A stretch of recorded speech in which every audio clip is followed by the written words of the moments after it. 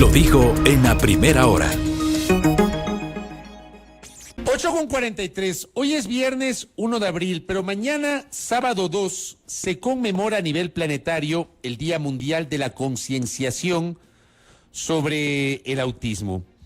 Hablemos justamente de lo que significa el autismo, que no es una enfermedad, es una condición, que no siempre es entendida y que requiere mucha paciencia, mucha empatía. Les hablo incluso desde la experiencia. Yo tengo un sobrinito que tiene esa condición. Y créanme, mi concuñada, yo digo, quisiera tener la cuarta parte de la paciencia que tiene ella para justamente llenarle de amor y de empatía a su pequeño, ¿no? A su pequeño que justamente enfrenta esta condición. Nos acompaña un querido amigo, el doctor Vladimir Andosilla. Él ejerce la vocería de la Asociación de Padres y Personas Autistas. Visita nuestra mesa de trabajo. Vladimir, bienvenido. ¿Cómo le va? ¿Cómo está? Muy buenos días, Fabricio. Buenos días a todas las radioescuchas y también a las personas que nos ven por redes sociales en Sonorama. Gracias. Hablemos del autismo. ¿Qué significa el autismo? ¿Cómo se identifica y cómo enfrentar esa condición? Bueno, en primer lugar, usted parte de un hecho. El autismo es una condición, no es una enfermedad. Cuando hablamos del autismo, logramos entender que los seres humanos somos diversos, que existen personas que tienen formas de ver el mundo, formas de interpretar el mundo, formas de sentir el mundo de manera distinta a la que sienten, miran y perciben la mayoría de personas. Eso nos hace ver que el tema actualmente no es un tema de concientizar a las personas sobre la existencia del autismo. Actualmente necesitamos aceptar que existe una diversidad, una neurodiversidad, que existen personas que conciben, que sienten el mundo, que tienen emociones, pero que las expresan de manera distinta a la que expresamos los neurotípicos o, entre comillas, la generalidad de los seres humanos. Yo decía hace minutos, el autismo no es una enfermedad, es una condición. ¿Cuál es la diferencia entre estas definiciones, Vladimir? Cuando hace algunos años, hace algunas décadas, cuando Hans Asperger, en medio de la Segunda Guerra Mundial y en medio de los laboratorios nazis, trataba de curar a los niños Asperger y a los niños autistas porque creían que su alma estaba contaminada, generó una serie de procedimientos invasivos para tratar de cambiar la conciencia, el espíritu de esas personas. El avance de la ciencia, de la tecnología, nos ha dado a entender que el autismo lo que es una condición en la cual seres humanos nacen con distintas formas de percibir el mundo y eso hace que tengan dificultades de comunicarse con el resto de personas que miran el mundo de una manera tradicional. Esa forma o esos problemas de comunicarse con los neurotípicos, es decir, con la mayoría de personas, es lo que genera una discapacidad. No somos o no son discapacitados los autistas porque tengan una enfermedad o porque se hayan accidentado. Es porque la sociedad les ha generado una condición. Por ejemplo, nosotros a veces vemos en el supermercado o en el centro comercial a niños que a veces se botan al suelo y hacen pataletas. Y lo primero que se nos viene a la mente es decir ese niño malcriado. Claro. Pero no entendemos que ese niño pudo haber tenido un sonido, un olor, una luz que le afectó de manera tan abismal que le generó esa reacción, que le generó esa crisis emocional. O, por ejemplo, el 31 de diciembre nosotros nos preocupamos de los petardos, de los juegos pirotécnicos, porque los animalitos, los perros, se alteran, y eso es así. Pero también hay personas que, por su hipersensibilidad, escuchan mucho más fuerte los ruidos que el resto de personas. Y eso genera crisis, y eso hace que muchos niños, esas personas pasen incluso el 31 de diciembre dentro de los baños escondiéndose de los ruidos que hace los petardos que la mayoría de personas los utilizamos.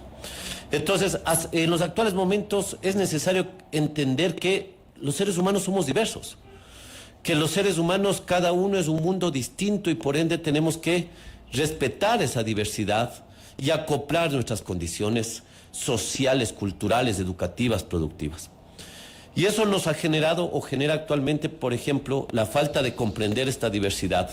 Hace que, por ejemplo, en el sistema educativo muchos de los niños autistas o de las niñas autistas sean violentados sus derechos, sean presas de bullying por parte de sus pares y también se generen ambientes de violencia porque las instituciones educativas o los docentes no tienen las condiciones, los conocimientos y las capacidades para poder enfrentar esta nueva realidad. Al hablar Vladimir Andosilla de este tema, ¿lo hace desde la propia experiencia personal? Así es, yo hablo de la propia experiencia personal. Tengo un niño de 10 años que a los 8 años fue diagnosticado como autista. ¿En qué momento se dieron cuenta de eso, Vladimir? Porque claro, yo también hablo desde esta experiencia que lo comentaba al inicio de la presentación por un sobrino que tengo. Su mamá no se dio cuenta sino hasta cuando cumplió 4 años el niño. ¿Ya? Pues no se dieron cuenta, obviamente, luego de los diagnósticos, etcétera. Pero, ¿cómo darse cuenta de eso y luego cómo sobrellevarlo? Y me gustaría ahí abordar la experiencia personal de Vladimir Andosilla. Nosotros hicimos un cambio de escuela para generarle unas mejores condiciones a mi hijo. Salió de la escuela fiscal a una escuela particular. Y este cambio le generó una crisis, porque le cambiaba su entorno, le cambiaba su forma de ver, le cambiaba su mundo, y eso le generó una crisis en el momento de adaptación. Esta crisis no fue muy bien manejada por los docentes de esta institución educativa privada y generó condiciones para que haya bullying en el aula. Mi hijo comenzó a llegar con marcas de golpes en su espalda, en su tórax, y extrañamente los profesores no sabían qué es lo que había pasado, o no conocían lo que había pasado. Un día de estos, mi hijo, ya cansado del bullying y de las agresiones físicas, terminó respondiendo. Ahí sí me llamaron de la escuela. Y la primera reacción que hizo la dueña de esta escuela privada es decirme que el niño tenía una situación que era incontrolable y que le busque una educación especializada. En ese marco nosotros fuimos a contactar a psicólogos, a personas que nos ayuden, y obviamente también fuimos conociendo a padres y a madres en las condiciones similares a nosotros, y es donde conocimos a la Asociación de Padres y de Personas Autistas APADA. Y nos dimos cuenta que no estamos solos, que según las estadísticas deberíamos ser cerca de 150,000 familias en el Ecuador que tienen familiares autistas. Lastimosamente en el Ecuador solamente 1.500 personas han sido diagnosticadas porque el sistema de salud no tiene la capacidad de diagnosticar de manera rápida, eficiente, y porque también los ciudadanos y ciudadanas nos negamos a ver esa realidad. Me tocó sacarle a mi hijo en medio año lectivo y hacerle que termine su año lectivo de clases en la casa. Como tanto él, como tantos yo como su madre no podíamos sacar permiso de los trabajos. Él pasaba las mañanas en su casa con grandes niveles de ansiedad que terminaban incluso en que termine él mordiendo los muebles de la casa. Y presentamos las denuncias, pero claro, como era una institución educativa privada y el libre mercado también rige la educación, el Ministerio de Educación no hizo más que una reunión para tratar de mejorar el ambiente en ese sector. Nosotros decidimos sacar a la institución educativa, fuimos buscando instituciones educativas y nos decían que le pongamos profesor sombra, que busquemos educación especializada, como si fuera un paria mi hijo. Hasta que tomé la decisión más sabia, lo regresé al sistema educativo público. Y es en la escuela fiscal donde mi hijo encontró la inclusión.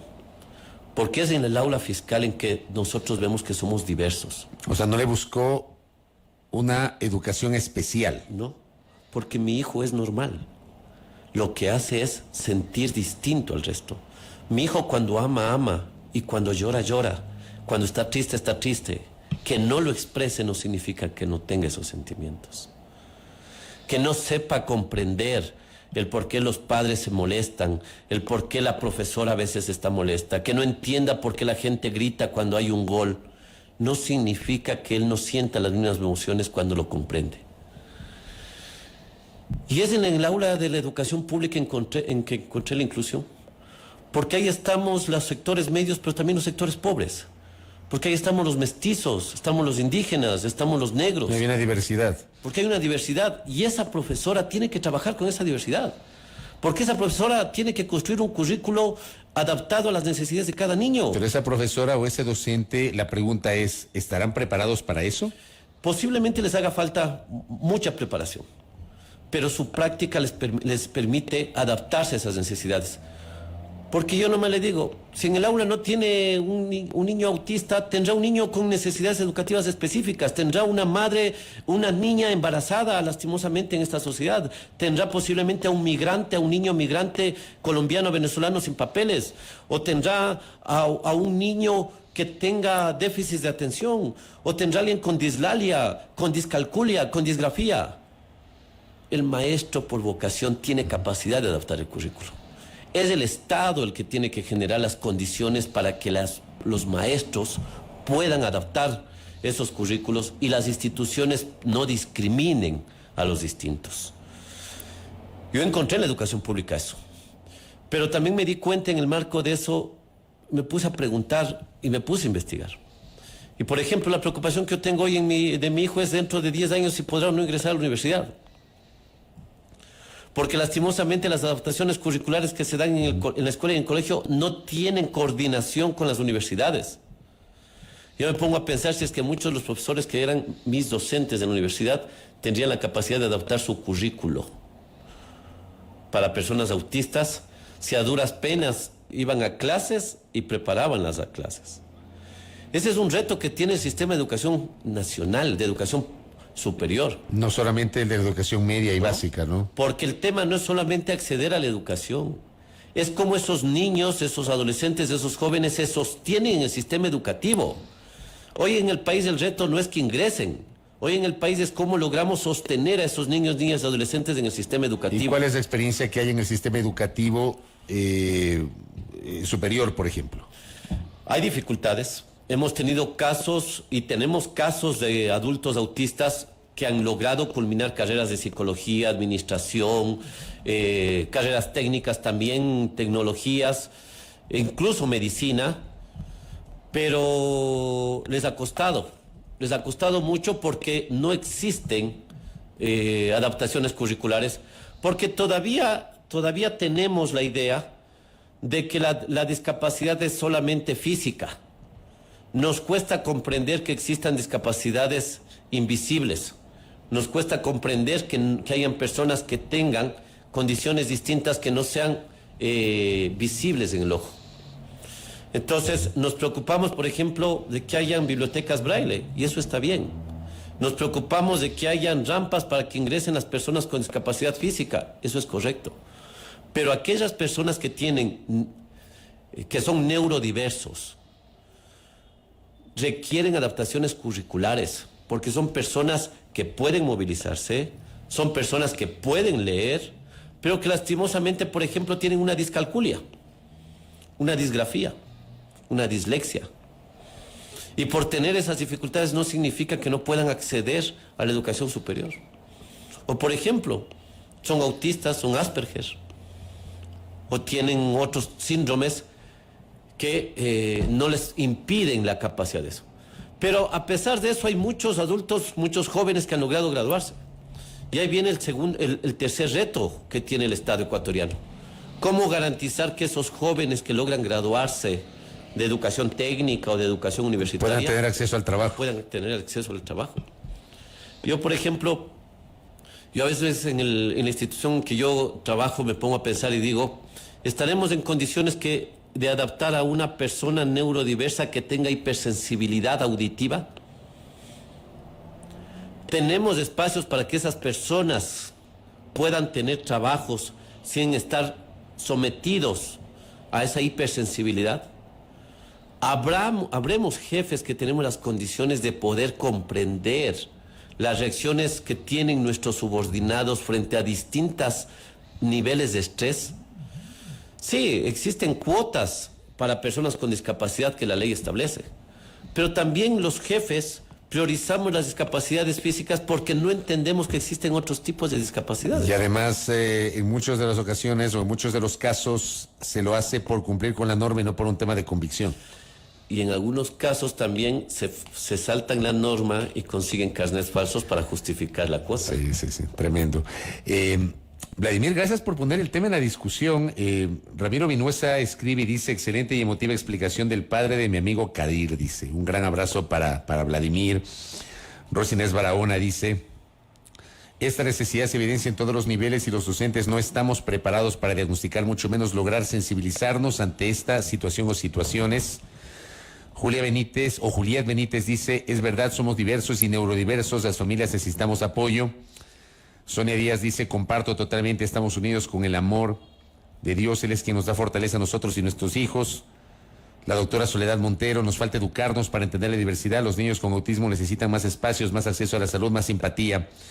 Jonathan Ruiz dice: excelente tema, en el Ecuador falta mucho conocimiento. Ivonne Alvarado: gracias, estimado Vladimir, por representar a nuestra organización. Ricardo Briceño también le felicita a nuestro invitado. Dentro de la interacción que tenemos con la audiencia sobre este tema que lo hemos puesto en el tapete de la discusión. Vladimir, un abrazo, muchas gracias. Gracias, Fabricio, y gracias a todos los radioescuchas. Gracias a nuestro invitado del día de hoy, Vladimir Andosilla, hablando sobre un tema del que probablemente poco se habla, ¿no?